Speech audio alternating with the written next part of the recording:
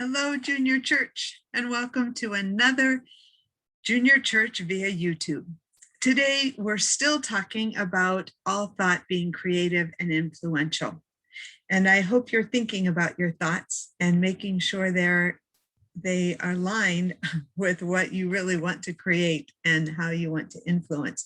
We're going to read a book today, and I'm going to tell you a fun little story too. But before any of that, I have started a new practice of writing down my intentions and putting them in a jar.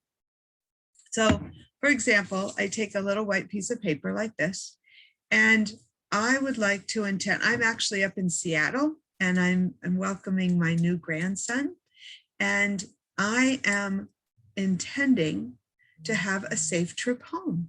So I'm going to write down safe trip home. That's my intention.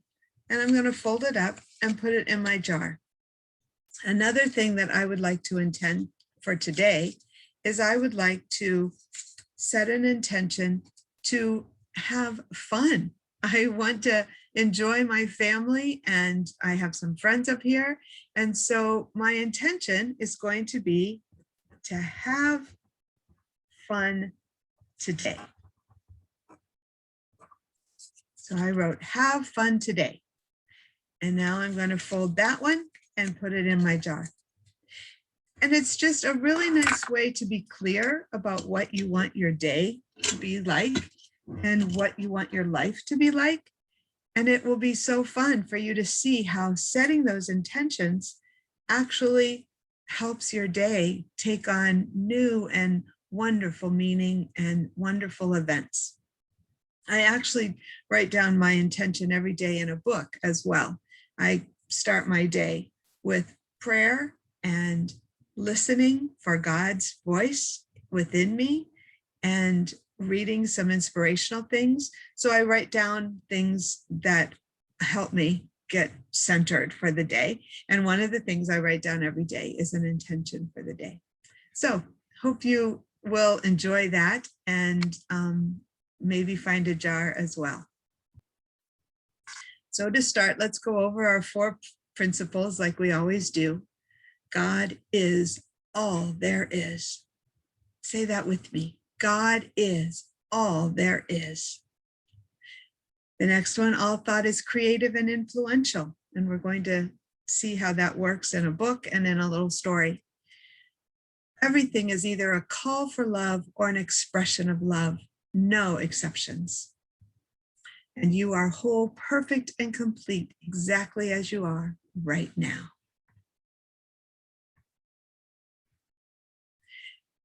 The story I wanted to tell you was about a friend of mine met a friend of his, and he saw that she made bookmarks and necklaces and little craft boxes, and she put 4-leaf clovers on all of them.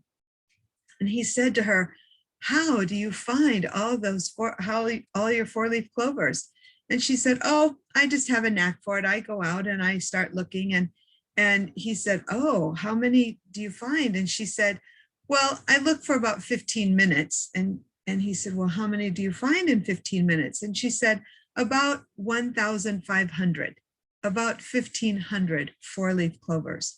Now, I don't know about you, but when I've gone out to look for a 4-leaf clover, it takes me a while to find one.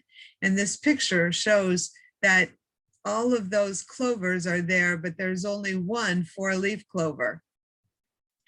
She set her intention because it was her work to use those 4-leaf clovers and to love them and cherish their beauty and wanting to share the 4-leaf clovers with others.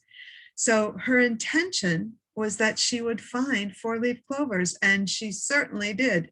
In 15 minutes, she could find 1,500. So I think that's pretty amazing.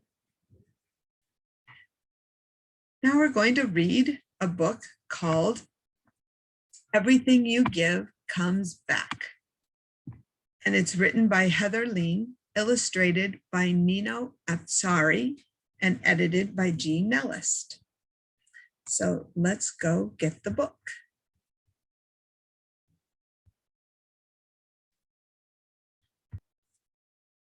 And here's the book. Everything you give comes back. And we know that when we set our intentions, it comes back to us because our thought is creative and influential. So here we go. At dinner time, the family shared their day. Jordan barely listened. His mind was far away. Later in bed, he felt worried and sad. "Oh, Mommy," he said, "my day was so bad. People were cruel and they said mean things too. I just didn't know what it was I should do." "Oh, Jordan," said his mom, "what Grandma told me, you must be the change that you want to see." Jordan's mom told him a rule that she knew to use when he wasn't sure what to do. Just ask yourself this as you count up to 3. What kind of person do I want to be? When you're using this rule, perhaps you will find it will help you to care, be thoughtful, and kind. The next day was much like the day before, but Jordan was ready for what was in store. When Sam from his class was hurt by someone, Jordan thought back to the words from his mom. Close your eyes tight and just count up to 3. What kind of a person do you want to be? So Jordan reached out and stood at Sam's side and gave him a hug and a grin super wide. It was lunchtime and Jordan was just walking by when he heard his friend Faye as she let out a sigh. "I don't have enough to buy that small snack. Then I'll buy it for you, and please don't pay me back." Faye gave Jordan a kiss on the cheek. "Oh, thank you," she said. "That was really so sweet." The cashier then smiled. She'd seen the kind act and told Jordan something, a lovely life fact. Love travels around, around, and around. When you get it, just give it. Don't let it slow down. There's no trick to it, no special knack. For everything you give, it'll always come back. At recess, the new girl, Livy, was sad, but Jordan knew just how to make her feel glad. He went over and asked, "Did you want to play?" And Livy was thrilled. He'd just made her day. Later in math class, Lance looked at his score. He sighed and threw it down onto the floor. But Jordan walked over to his frustrated buddy. "Hey, Lance," he offered, "I can help you study." At her locker, Julie was brushing her hair. She was lonely and just needed someone to care. Jordan walked over and said, "Don't you see? You're lovely just as you are to me. You don't have to look perfect or be the very best. Just be yourself and you'll stand out from the rest." At the end of the day, as Jordan walked home, he saw an old man who was walking alone. "Please share my umbrella. It'll help keep you dry." "Thank you," said the man with a tear in his eye. The rain had now stopped and it was sunny once more. So on their way home, his family stopped at the store. A woman was struggling in front of the shop and had to pause as she let her heavy bags drop. Jordan walked up and said, "Let me help you with those." The woman was grateful for the kindness he showed. At home, Jordan's grandma was out on her chair, so he gathered some flowers to put in her hair. "I love you, Grandma," he said and kissed her face. "I love you, Grandma," he said and kissed her face. His grandma hugged him back with a warm embrace. After dinner, with just one ice pop between two, Jordan gave it to his sister. "This is for you." "Oh, Jordan," she smiled, "you're the absolute best." Then she broke it in half and they both shared the rest. At bedtime, Jordan's mom said with a smile, "You remembered my words I knew all the while. Just how many lives have you touched today? How many now know to give kindness away?